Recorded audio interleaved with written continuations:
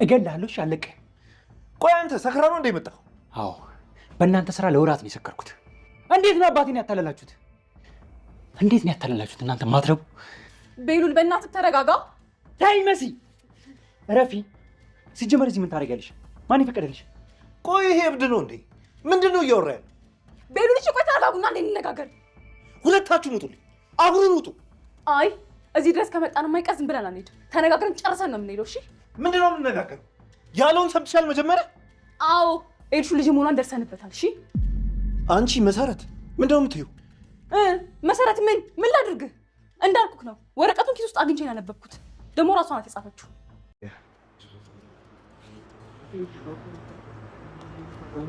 መናገር አልችልም። ወረቀት ላይ ጽፌዋለሁ። ተረጋግተህ አንብበው። እሺ ቆይ መች ነበረ ወረቀቱን ያነበብሽው? እሱ አይመለከትህ። አንተ ሴሰኛ፣ በአባቴ ላይ ተጫወትክበት አይደለ? ዛሬና ከዚህ በኋላ ግን በሰላም አትኖርም። እሱን እናያለን።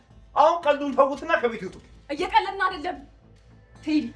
ኤልሹ ያንተና ይዛች የተረገመች ሴትዮ ልጅ ናት። እሺ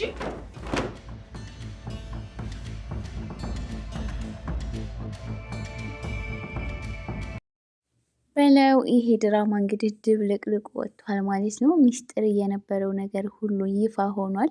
ቤሉል እስከዛሬ በሰማው ነገር በጣም እየተገረመ በጣም እየተናደረ፣ ያ ነገር ደግሞ ሳያልፍ አሁን የሰማው ነገር ደግሞ ዱብዳ ሆኖበታል ማለት ነው።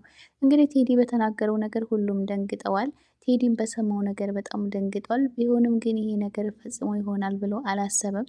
እንግዲህ ቤሉል ወደዛ ቤት ከሄደ በኋላ ቴዲን ይዘው ደብድቦት ነበረ። እስኪ ቤሉል ቴዲን ሲደበድበው ደስ ያላቸው ማን ነው? እስኪ ላይክ አድርጎ እንደዚሁም ደግሞ ኮሜንት ላይ ልብ ቅርጽ በማስቀመጥ ቴዲ ሲደበደብ ደስ ያላቸው ማለት ነው። እንግዲህ መኮንኑኑ መጨረሻ ላይ ወደ ውስጥ እየገቡ ነበረ ቪዲዮ ያቆመው። በዚህ ወደ ውስጥ በሚገቡበት ሰዓት እንግዲህ ቤሉል ቴዲን ቆይ ምንድን ነው ያልከው ብሎ ሲጠይቀው ቴዲ ደግሞ ምንም የዋሸሁት ነገር የለም እህትህ ኤልሹ ሳትሆን ኑኑ ናት፣ ኤልሹና ኑኑ ተቀያይረዋል ብሎ ቴዲ በድጋሚ ሲናገር መኮና ኑኑ ልክ ወደ ውስጥ ሲገቡ ይሰሙታል ማለት ነው። እንግዲህ በዚህ ሰዓት መኮ ቀድሞውኑ በዚህ ነገር ተናዶ ነበረ ቴዲን ሄዶ ሊያገኘው የፈለገው። በዚህ ሰዓት እንግዲህ ዘሎ ያንቀዋል ማለት ነው። ሊመተውም ይሞክራል። እንግዲህ ሁሉም ከተረጋጉ በኋላ ኑኑዬም ቴዲ ላይ ትጮህበታለች። ቋንት ይሄንን ነገር በማለት እና እንደዚህ በማድረግ ምንድነው የምትጠቀመው ነገር ብላ ትጮህበታለች ማለት ነው። ቤሉልም በሰማው ነገር በጣም ደንግጧል። መሰረትም ደንግጣለች።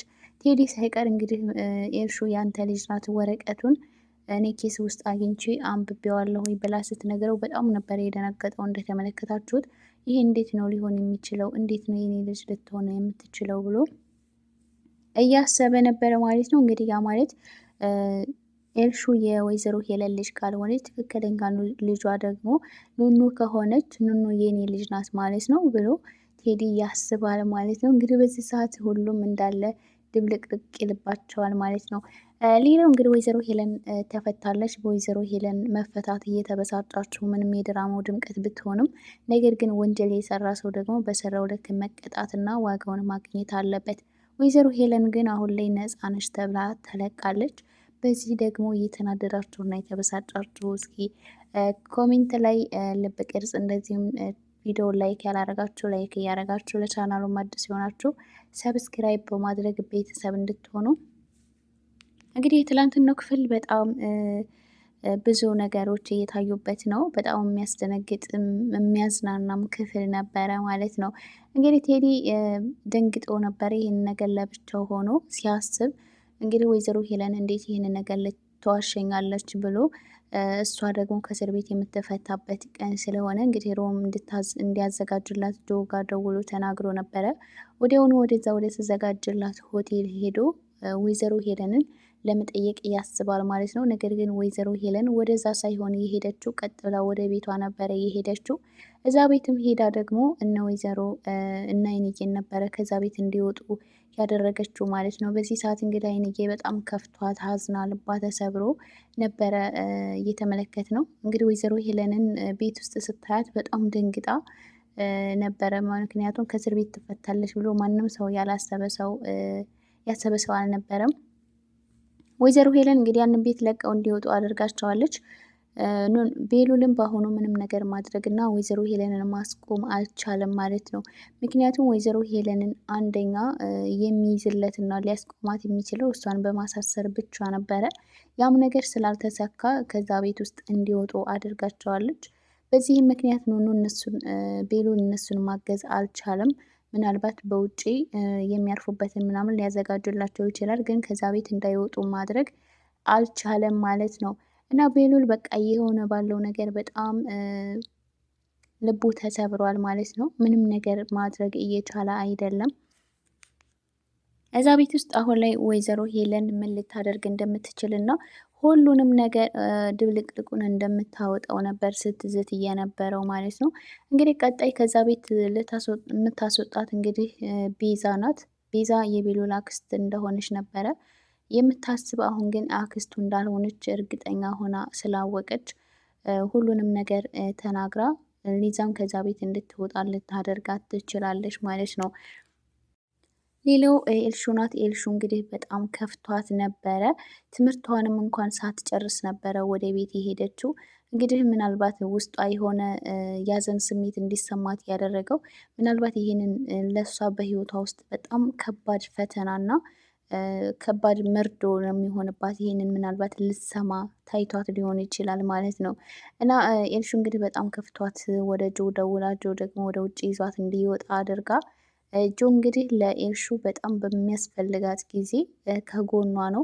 አሁንም ቢሆን ወደፊት ምንም ነገር ቢፈጠር እንኳን ከጎንሽ አርቅም እያለ እያጽናናት ነበረ ማለት ነው። እንግዲህ የወይዘሮ ሄለን ማለትም እንግዲህ የቤሉል እህቱ እንዳልሆነች ያውቃል። ነገር ግን ይህንን ነገር አልተናገርም። የወይዘሮ ሄለንም ልጇ እንዳልሆነች ከዚህ ቀደም መሰረት ለወይዘሮ ሄለን ስትናገር ሰምታታለች ማለት ነው። ቢሆንም ግን ይህንን ነገር እሷ እንኳን ለራሱ አምና ለመቀበል ስላልቻለች እውነት ይሆናል ብሎ አላሰበም። ነገር ግን የቤሉል እህት እንዳልሆነች ያውቃል ማለት ነው። ይህንንም ነገር እንግዲህ እሱ እያወቀ ምንም ነገር ሊላት አልቻለም። የእናቷን መታሰር ደግሞ አሳስቧታል። ከመታሰሯ ደግሞ ተፈታ እዛ ቤት ውስጥ አለመምጣቷና በምን ምክንያት እንደታሰረች አለማወቋን በጣም እያሳሰባት ነበረ። ጆ እንግዲህ ምንም ነገር ማሰብ የለብሽም ባታውቂው ነው የሚሻልሽ ብሎ ሲያጽናናት ነበረ ማለት ነው።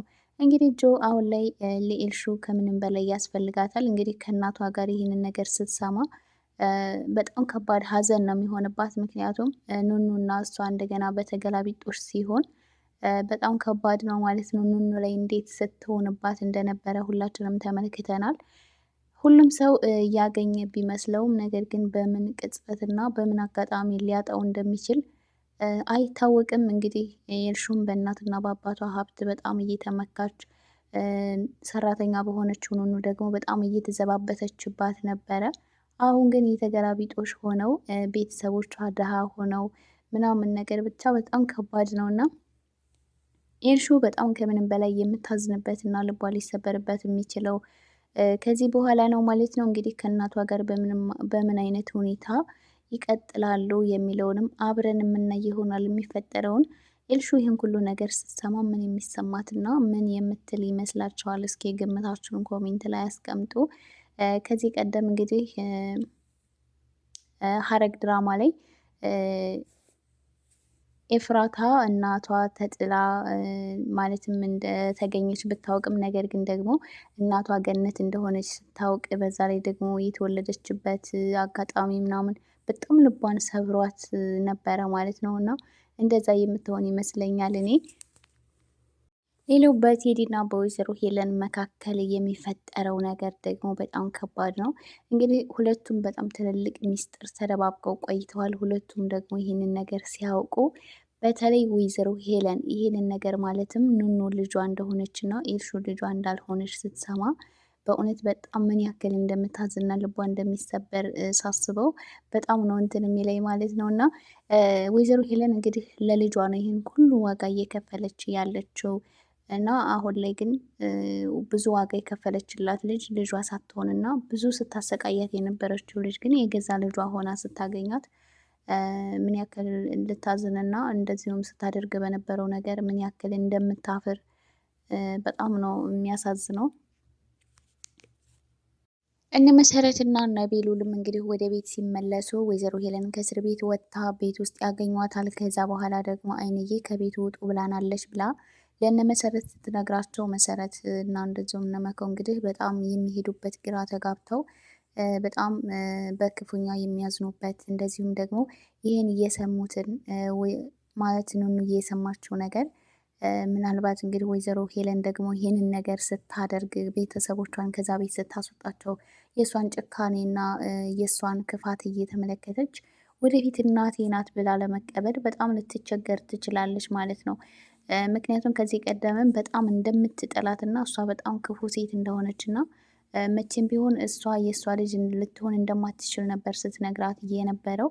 ያ ነገር ግን እውን ሆኖ ትክክለኛ እናቷ ወይዘሮ ሄለን ሆና ስታገኛት እሷ ራሱ በጣም ነው የምታዝነው ማለት ነው። ምክንያቱም እነሷ እንደዚህ አይነት እናት እንዲኖረኝ አልፈልግም ስትል ነበረ።